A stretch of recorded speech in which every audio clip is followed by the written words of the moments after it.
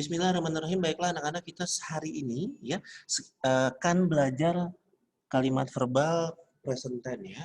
Seperti yang kita sampaikan di awal tadi, present tense salah satunya adalah menunjukkan kegiatan rutin atau fakta yang tidak terpatahkan.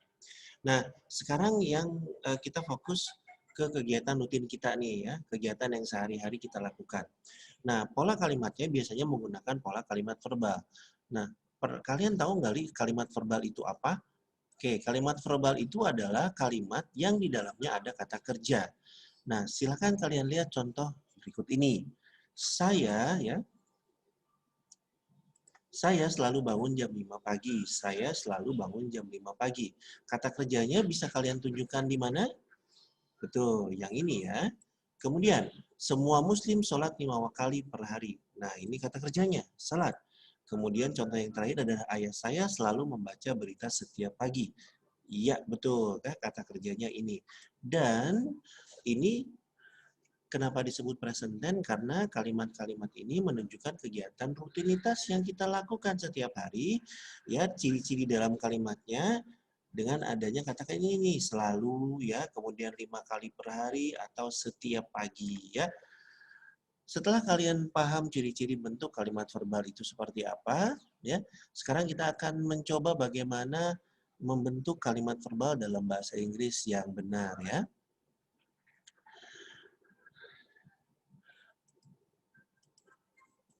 Coba kalian perhatikan pola kalimat berikut ini ya.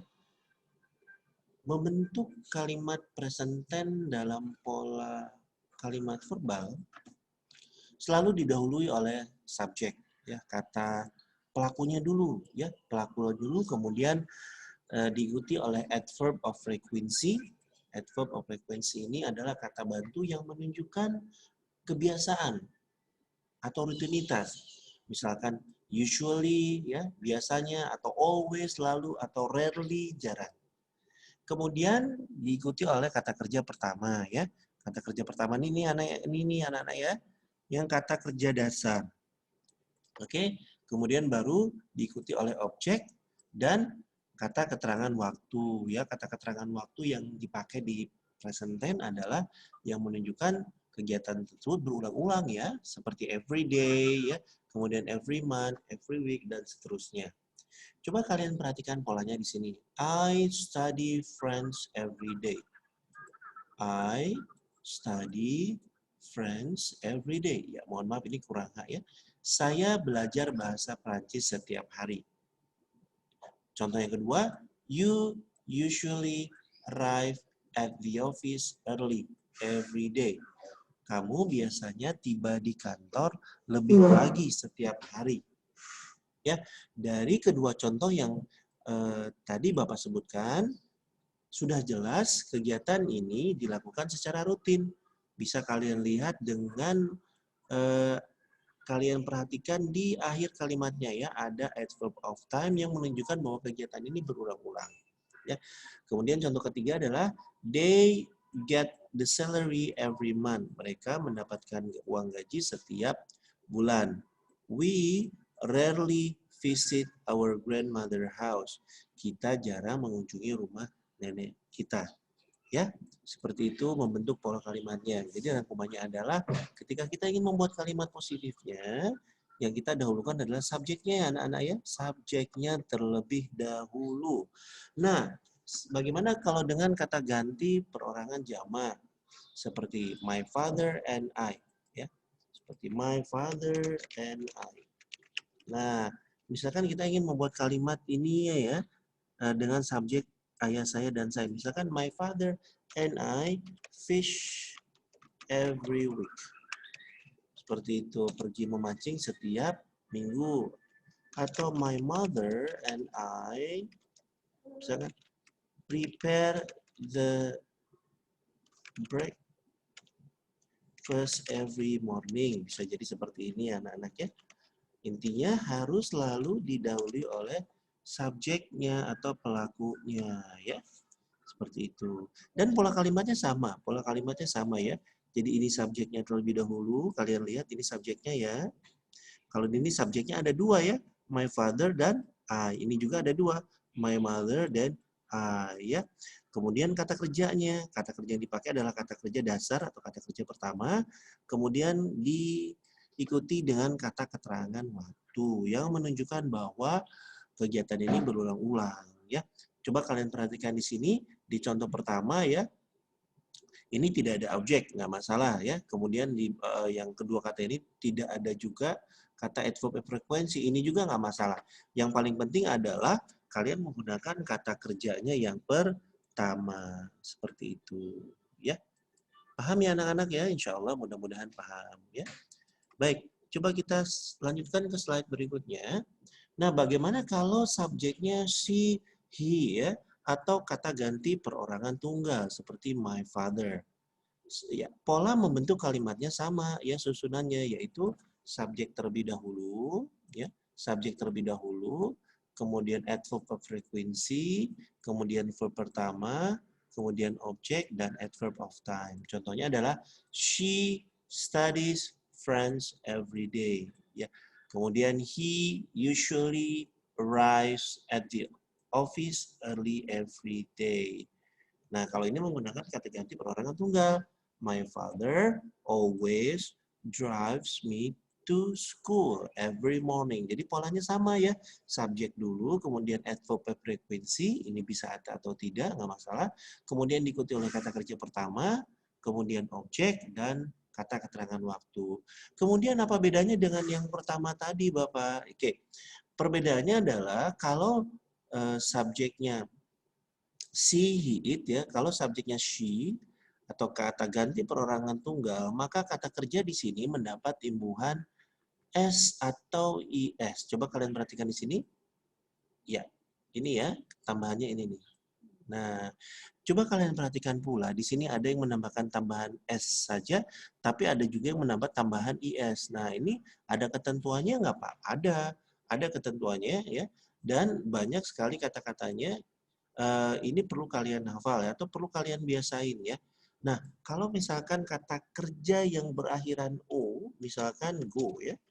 Kalau Bapak bikin kalimat always go, I always go to the market, seperti itu ya. Saya selalu pergi ke pasar, misalkan every day. Nah, kalau subjeknya diganti oleh she, maka kalimat atau kata kerjanya itu mendapat akhiran is, goes.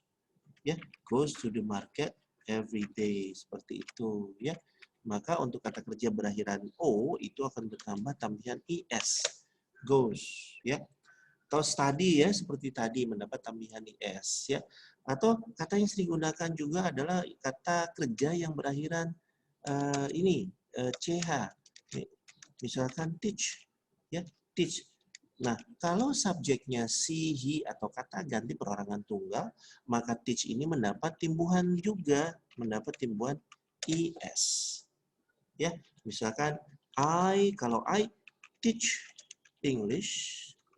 Namun ketika dirubah menjadi Mr. Tommy misalkan, ingat Mr. Tommy adalah kata ganti perorangan tunggal, maka kata kerjanya berubah menjadi apa, anak-anak? Seperti itu, betul. Mr. Tommy teaches English. Paham ya anak-anak ya? Insya Allah paham ya. Hanya berubah-ubah kata kerjanya saja. Ya, itu kesimpulannya ya. Baiklah, kita lanjutkan ke slide berikutnya ya. Nah, sekarang kita akan mempelajari nih bagaimana ya membentuk kalimat tanya jawab menggunakan pola bentuk kalimat verbal ya. Nah, coba kita pelajari dulu kalau subjeknya adalah you, we, they. Kalau subjeknya adalah you, they, we atau you, we, they. Sama aja ya, kamu, mereka, kita atau kata ganti perorangan jamak ya. Seperti my father and I, seperti itu kan ada subjeknya ada dua ya.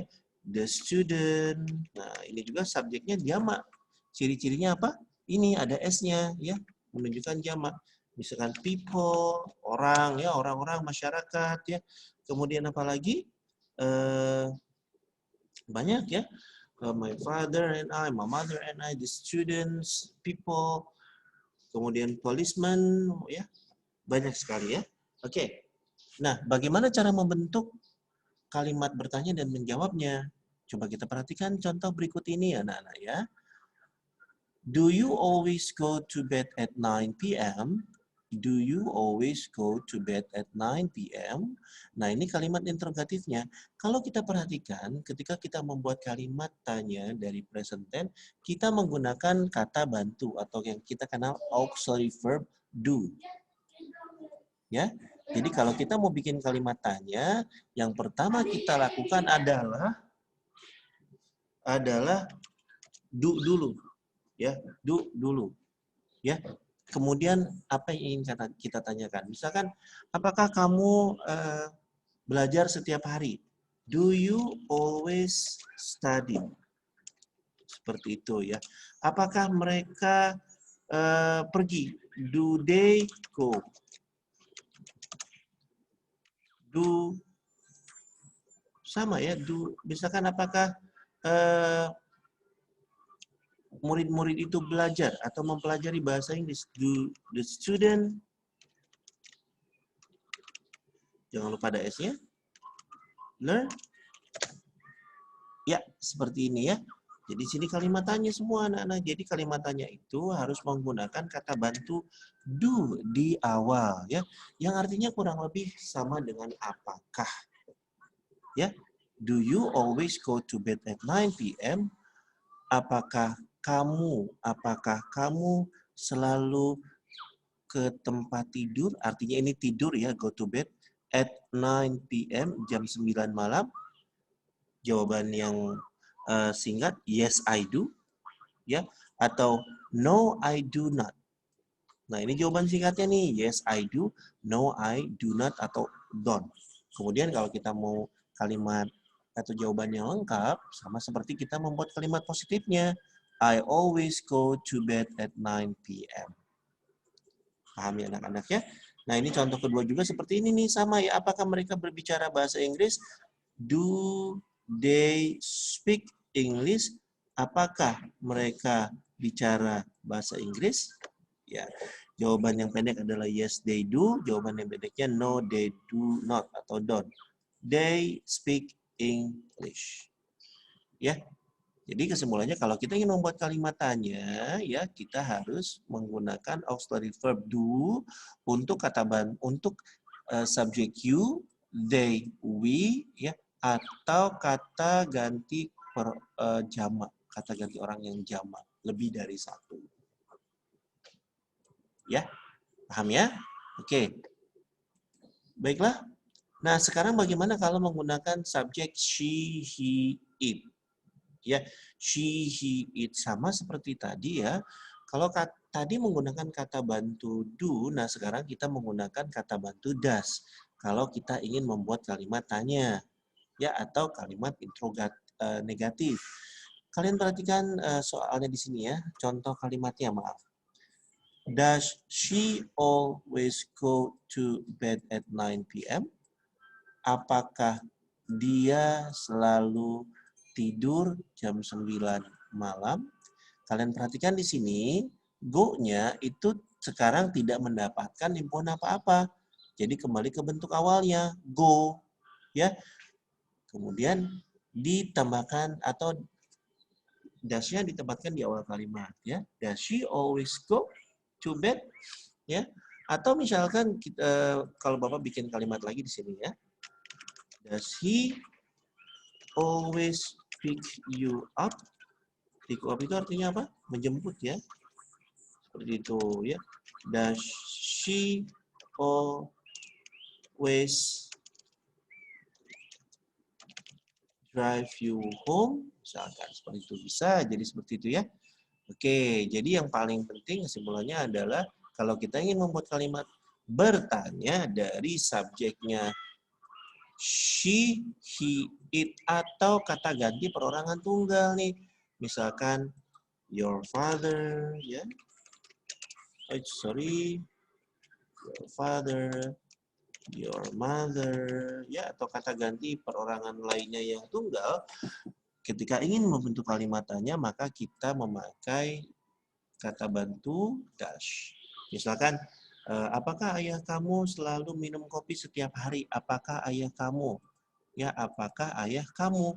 Nah, ayah kamu sama dengan he, ya kan? Your father itu sama dengan he, kan? Oke, kita bentuk apakah ayah kamu? Does your father drink coffee every day? Seperti itu, ya. Menggunakan does karena di sini your father itu sama dengan he. Betul, ya. Nah, kalau kalimat menjawabnya cukup dengan yes she does, ya. She always goes to bed. Nah, perhatikan ini tambahan is-nya ada lagi di sini, ya. Tambahan is-nya ada lagi, ya. Oke, kemudian untuk menjawab negatif, no, she does not atau doesn't. No, she doesn't go to bed. Nah, kalau untuk kalimat negatif tidak menambah tambahan is lagi karena sudah ada does. Ya, untuk lebih mengingatnya adalah kenapa di sini tidak ada is-nya, Pak? Karena sudah ada does. Kenapa di sini ada akhiran is, Pak? Karena tidak ada does. Seperti itu. Contoh keduanya nih, does he speak English? Apakah dia bicara bahasa Inggris? Jawaban singkatnya he does. He speaks English. Nah, ini ada akhiran ini lagi. Ada no, he does not atau doesn't. He doesn't speak English. Seperti itu, ya. Baik, nah sekarang kita akan coba latihan dulu ya. Sebentar nih, Bapak akan coba tampilkan latihan. Ini ada di halaman LKS halaman 20 ya anak-anak. Di halaman 20 ya. Oke. Nah, sekarang kalian coba perhatikan kalimat ini. I study French. Saya belajar bahasa Inggris. Kita mau merubah ke bentuk kalimat negatif. Kalimat negatif ya. Berarti saya tidak belajar bahasa Inggris. Kita tulis dulu I ya. Kemudian tidak tadi menggunakan apa kata bantunya? Do atau does? Do ya. Do not atau don't. Sering disingkat seperti ini ya. I don't. Betul ya, tinggal ditambahkan kalimat berikutnya saja. I do not study English. Seperti itu. Untuk kalimat interrogatifnya gimana? Tinggal dibalik. Do you study English? Seperti itu. Nah, ya mudah kan?